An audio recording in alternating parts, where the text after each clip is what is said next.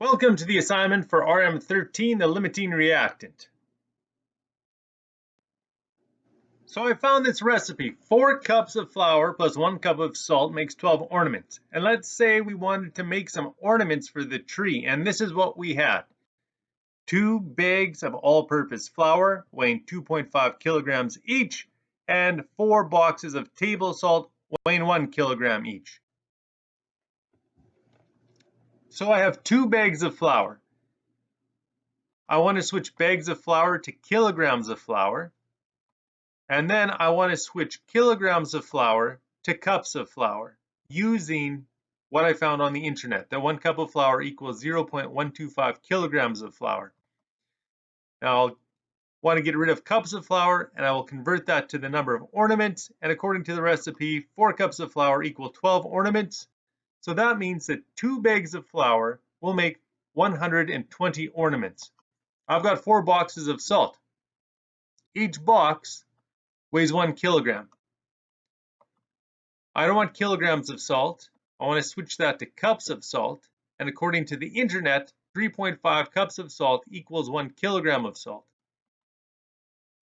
I don't want cups of salt. I want to know how many ornaments it will make. And according to my recipe, 12 ornaments are made when 1 cup of salt is used up.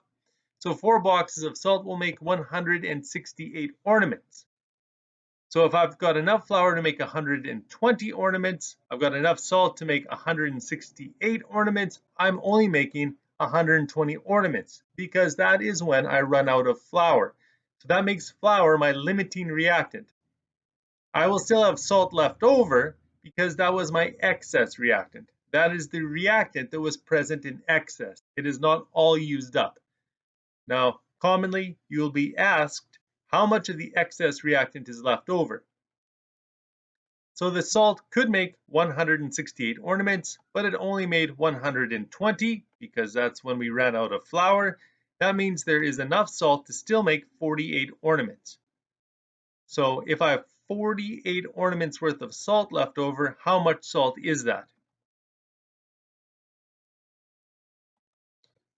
So if I could still make 48 ornaments, well, ornaments I want to convert to cups of salt, and 12 ornaments equals 1 cup of salt.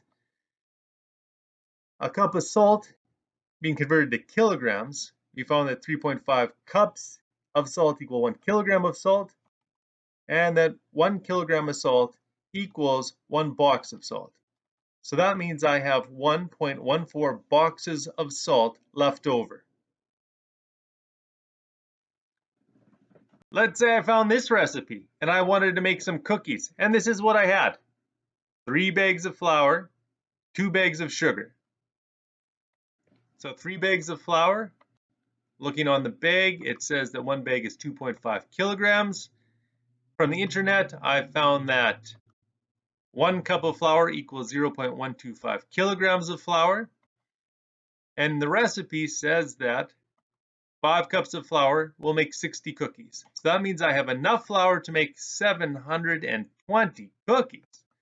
I got 2 bags of sugar. According to the bag of sugar, it says that it weighs 2 kilograms. So each bag weighs 2 kilograms. A kilogram of sugar, according to the internet, 1 cup of sugar equals 0.25 kilograms. And according to the recipe, 2 cups of sugar make 60 cookies. Cups of sugar factor out. So 2 bags of sugar will make 480 cookies. Again, I'm only going to be able to make 480 cookies because that's when I run out of sugar. In this case, the limiting reactant is sugar. I'm going to run out of sugar once I've made 480 cookies, but I will still have some flour left over. Now, how much flour do I have left over? Well, I had enough flour to make 720 cookies. I only made 480 cookies because that's when I ran out of sugar. So that means there is still enough flour to make 240 cookies. But how much flour is this? So still enough to make 240 cookies. I will switch cookies to flour, knowing that 5 cups of flour equals 60 cookies. I will switch cups of flour to kilograms of flour, knowing from the internet that 1 cup of flour weighs 0.125 kilograms. And kilograms of flour I will convert to bags of flour because I read on the bag that 1 bag of flour weighs 2.5 kilograms. And that tells me I have exactly 1 bag of flour left over. Cooking is chemistry. What you need to make the recipe, those are your reactants. And what you make in the end in your recipe is your product. Let's apply what we just learned to the questions that you will be doing in this assignment. How many grams of nickel 2 hydroxide are produced when 5 grams of iron react with 8 grams of hydroxyoctonickel? So I write down my given. There are 2 givens. I could have started with either one. It really doesn't matter. But I'm going to start with 5 grams of iron. And I'm going to convert grams to moles because I always convert to moles off the top. I use the conversion that 1 mole equals the mass off the periodic table. So 1 Fe equals the mass of 1 iron. So I look up iron on the periodic table. It says the mass of iron is 55.847 grams. So 1 mole of iron equals 55.847 grams of iron. Grams and grams factor out. I put in another bracket. On that bottom side, I will put moles Fe so it can factor out. And I'm going to convert that to moles of nickel 2 hydroxide. Using the balanced equation, we see that 1 Fe is used up when 2 nickel 2 hydroxides are produced. So I put 2 on the top and 1 on the bottom. Moles and moles will factor out, put in a new bracket with moles nickel 2 hydroxide on the bottom. And I will then convert that to grams using the conversion that 1 mole equals the mass off the periodic table. So I add 1 nickel to 2 oxygens, and then I add 2 hydrogens, and that gives me a total of 92.70808 grams. Underlining the 8 because when I added this up, nickel is only good to 4 decimal places, oxygen is only good to 4 decimal places, so that means the mass that I've added up is only good to 4 decimal places. Moles nickel 2 hydroxide will factor out. I run it through my calculator, and if I started with 5 grams of iron, I would be able to make 16.6004 grams of product. The given had 3 significant figures. First bracket had 5.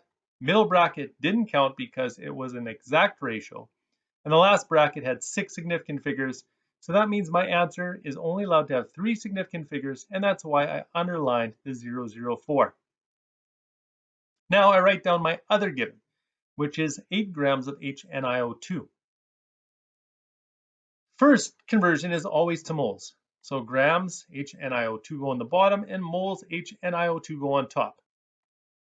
1 mole equals the mass off the periodic table. So 1 mole equals 1 hydrogen added to 1 nickel added to 2 oxygens, which is 91.70014. Grams and grams factor out. Put in my next bracket.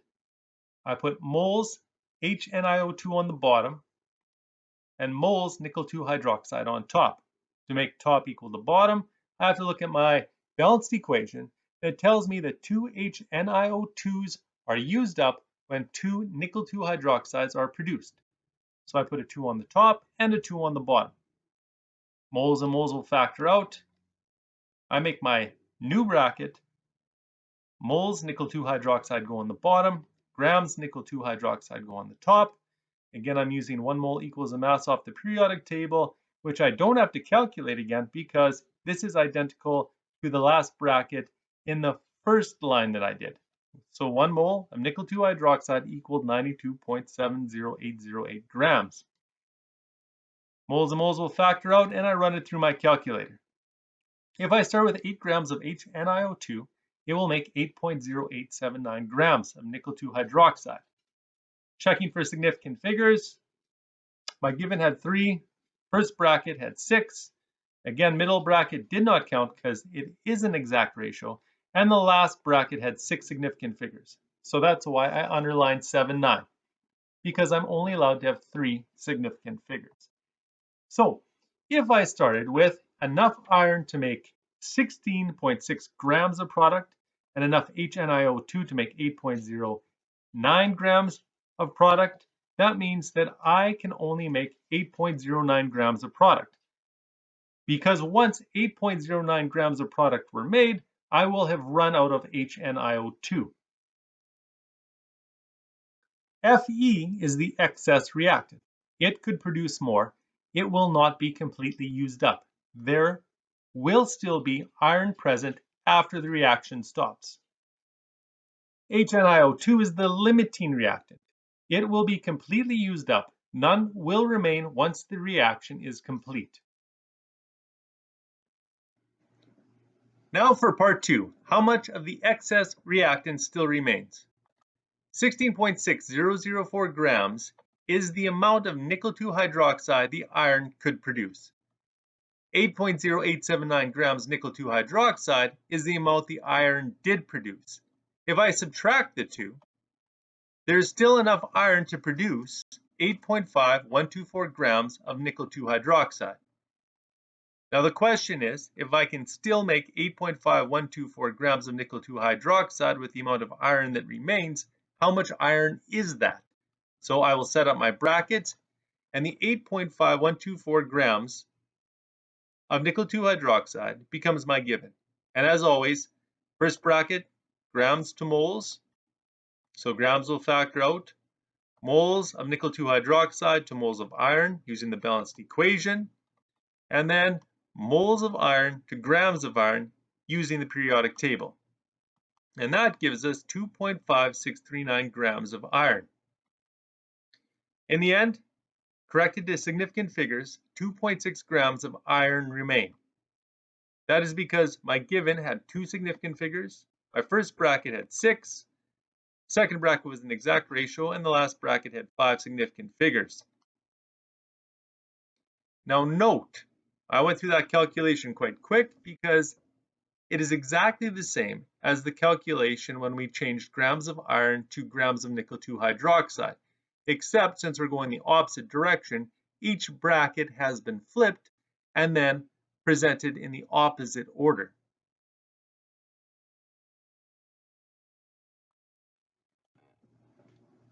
Example 2. How many grams of water are produced when 12 grams of hydrogen and 63.4 grams of oxygen react?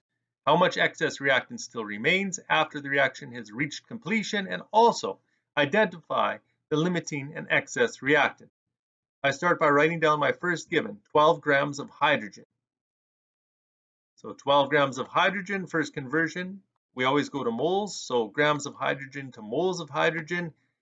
And we know that 1 mole equals the mass off the periodic table, so the mass of hydrogen multiplied by 2 since I have 2 hydrogens.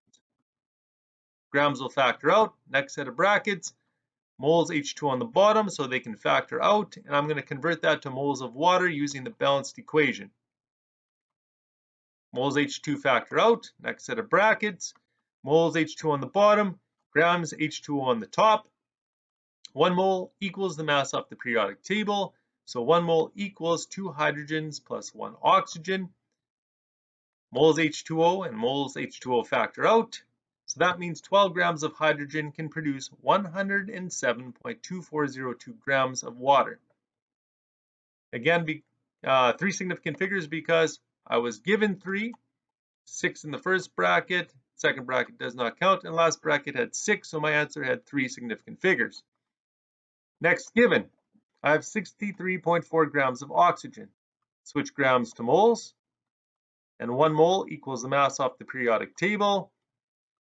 So the mass of 2 oxygens, grams and grams factor out. Next set of brackets, moles O2 on the bottom, moles water on top. Balanced equation says 2 moles of water are made when 1 mole of oxygen is consumed. So moles O2 will factor out. Next set of brackets, moles of water on the bottom, grams on top. 1 mole equals the mass of 2 hydrogens and 1 oxygen. So moles of water factor out. So 63.4 grams of oxygen make 71.3882 grams of water. Again, 3 significant figures because 3 in my given, 6 in this bracket, exact ratio, 6 in that bracket. So I'm limited to 3 significant figures. So that means If I start with 12 grams of hydrogen and 63.4 grams of oxygen, I will be able to make 71.4 grams of water, because at that point, I will have run out of oxygen. H2 is our excess reactant. It could produce more. It will not be completely used up. Whereas oxygen is our limiting reactant. It will be completely used up. None will remain after the reaction is complete. Part 2, how much of that excess reactant remains? So how much H2 still remains? 107.2402 grams of water is the amount of water the H2 could produce. 71.3882 grams of water is the amount of water the H2 did produce, because at that point, the reaction had run out of oxygen. So that means there is still enough H2 to produce 35.8520 grams of water. So that becomes our new given. We'll convert grams of water to moles of water, because we always convert to moles first, and 1 mole weighs the mass of 2 hydrogens and an oxygen off the periodic table. Grams will factor out. Next set of brackets. Moles of water on the bottom. I convert that to moles of H2. Make top equal to bottom with the balanced equation, and moles of water will factor out. Next set of brackets. Moles H2 on the bottom. Convert that to grams of H2, and 1 mole weighs the mass of 2 hydrogens on the periodic table. Moles of hydrogen factor out. So if I still have the ability to make 35.8520 grams of water, that means 4.012 grams of hydrogen still remain. Two significant figures, 6 does not count, and 6, that means to 2 significant figures, I have 4.0 grams of hydrogen. Note that the brackets in that calculation are identical to the brackets in the line for our excess reactant, just written in the opposite direction, and each bracket has been flipped. When it comes to significant figures, keep in mind your excess amount that remains cannot exceed the accuracy of the measurement in the given. Say we started with 12.4 grams of iron, so we only know how much iron we are starting with to 1 decimal place. And if, when we calculated the mass of iron that remains, and we properly followed the significant figure rules throughout the calculations, and it came out to 0.874 grams of iron, we would have to cut the significant figures down to 1 decimal place. No matter where our round-off line set, or following the rules of significant figures, we would have to cut that answer down to 1 decimal place. So the answer would be 0.9 grams of iron, since the initial scale measurement was only good to 1 decimal place. It is impossible for me to know how many grams remain beyond 1 decimal place if initially I only knew how many grams there were to 1 decimal place. And that brings us to the end of this lesson. You're good to start the RM13 assignment.